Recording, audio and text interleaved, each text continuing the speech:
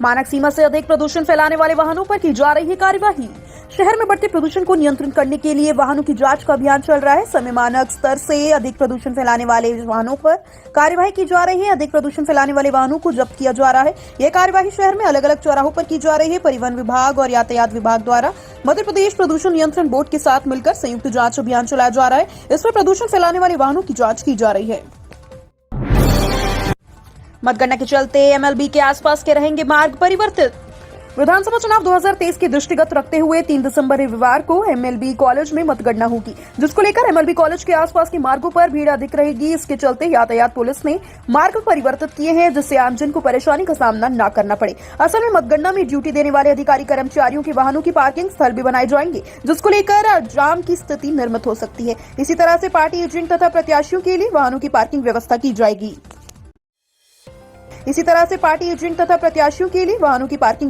जाएगी। प्रायोगिक एवं सैद्धांतिक परीक्षाएं सीसीटीवी की निगरानी में हो रही है आयोजित।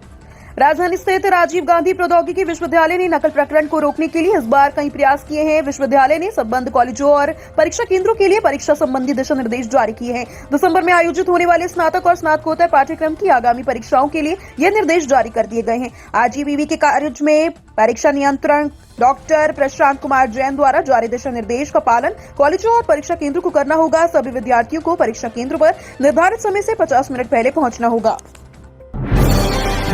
अब तेज हवा के साथ गिरेंगे ओले, आईएमडी ने दिया अलर्ट।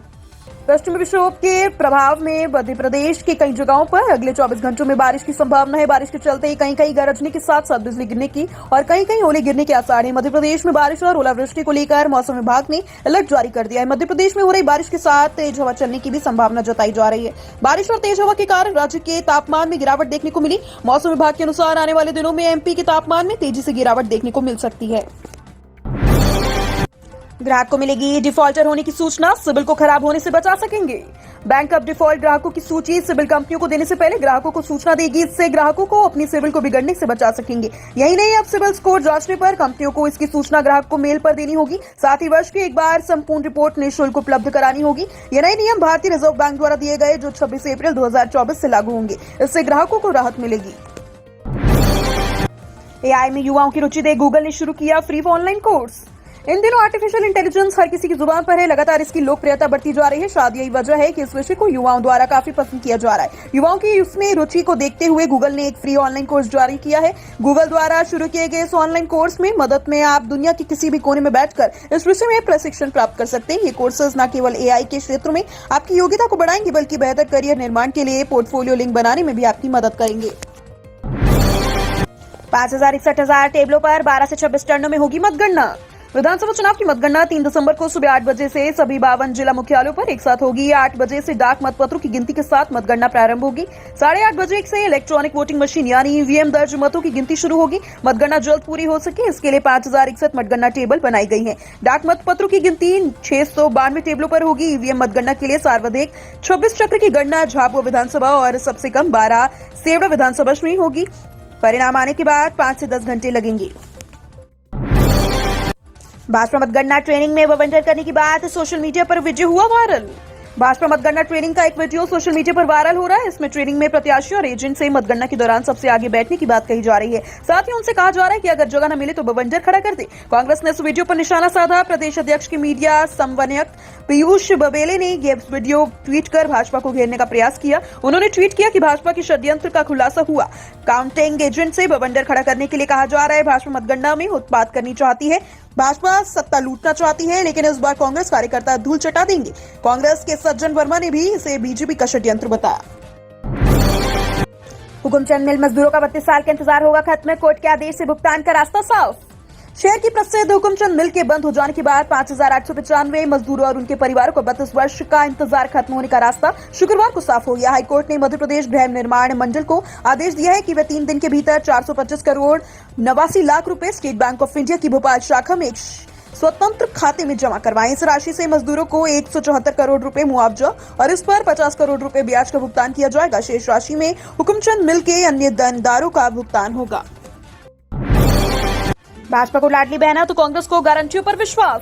विधानसभा चुनाव हो चुका है। 3 दिसंबर को परिणाम आएंगे। भाजपा और कांग्रेस अपनी अपनी सरकार बनाने का दावा कर रही है। भाजपा को मुख्यमंत्री लाडली बहना तो कांग्रेस को अपनी गारंटियों पर विश्वास है। भाजपा के नेता एग्जिट पोल के हवाले से दावा कर रहे हैं कि प्रदेश में फिर से सरकार उनकी बनेगी। लाडली बहना ने बढ़ चढ़कर मतदान में भाग लिया। इस बार महिलाओं ने मतदान 76.3% रहा, जो पिछले चुनाव की तुलना में 2% अधिक है। उधर कांग्रेस के नेताओं का मानना है कि जनता ने बदलाव और पार्टी की गारंटियों पर विश्वास जताते हुए मतदान दिया। जैन मंदिरों में चोरी की घटनाएं रोकने के लिए लगाए जाएंगे सीसीटीवी कैमरे, गार्ड ने भी तैनाती होगी।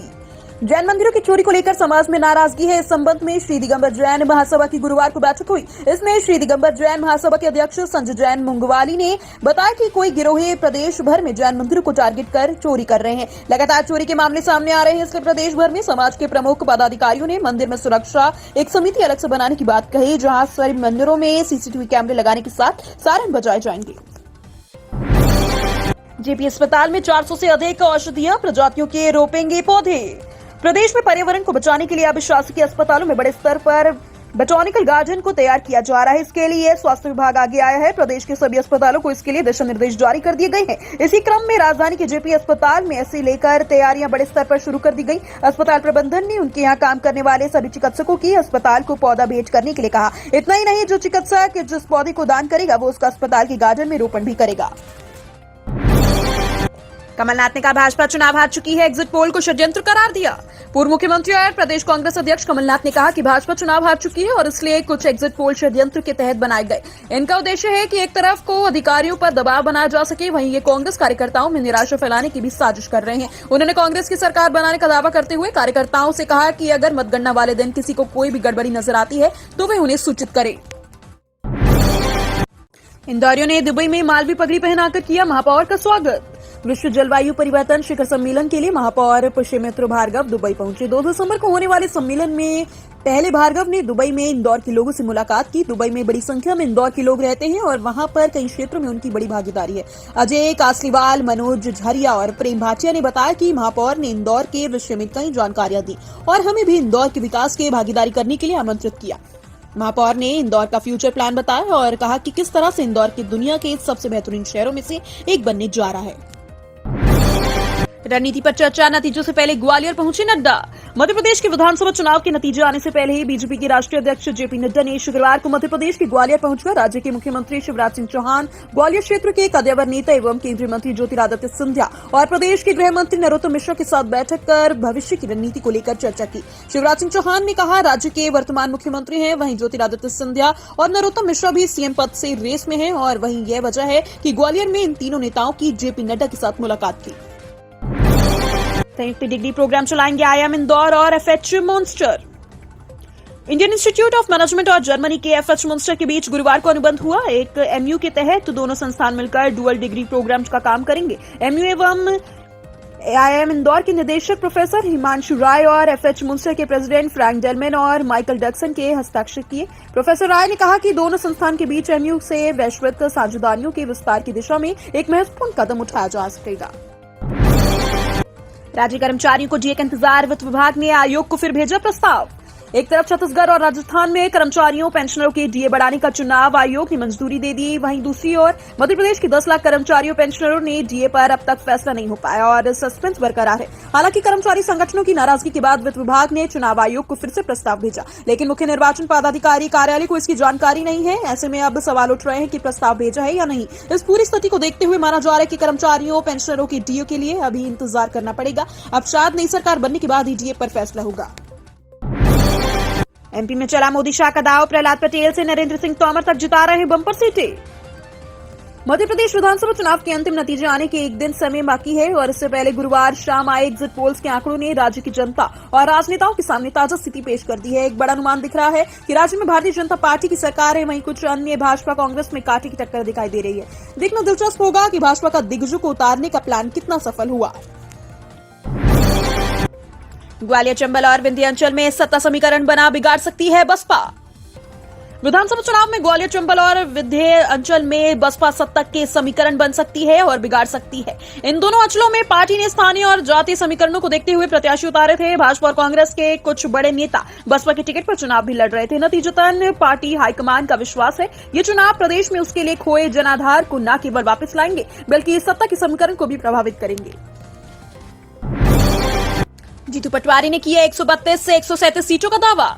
पूर्व मंत्री और कांग्रेस नेता जीतू पटवारी ने दावा किया है कि मध्य प्रदेश में कांग्रेस को 132 से 137 सीटें मिलेंगी। इसी के साथ उन्होंने छत्तीसगढ़, राजस्थान, तेलंगाना और मिजोरम में भी कांग्रेस की सरकार बनने का दावा किया। वहीं एग्जिट पोल को लेकर जीतू पटवारी ने कहा कि कई न्यूज चैनल्स गुमराह करने वाले आंकड़े दिखा रहे हैं और वो कांग्रेस कार्यकर्ताओं से अनुरोध करना चाहते हैं कि इस कारण उद्वेलित न हो। बता दें कि इससे पहले कमलनाथ भी कार्यकर्ताओं को संबोधित करते हुए कह चुके हैं कि देश विजन से चलता है, टेलीविजन से नहीं। बहुत से एग्जिट पोल में कांग्रेस पार्टी की सरकार बनती हुई दिखाई दे रही है, जबकि कुछ एग्जिट पोल अन्य तरह की बातें कर रहे हैं।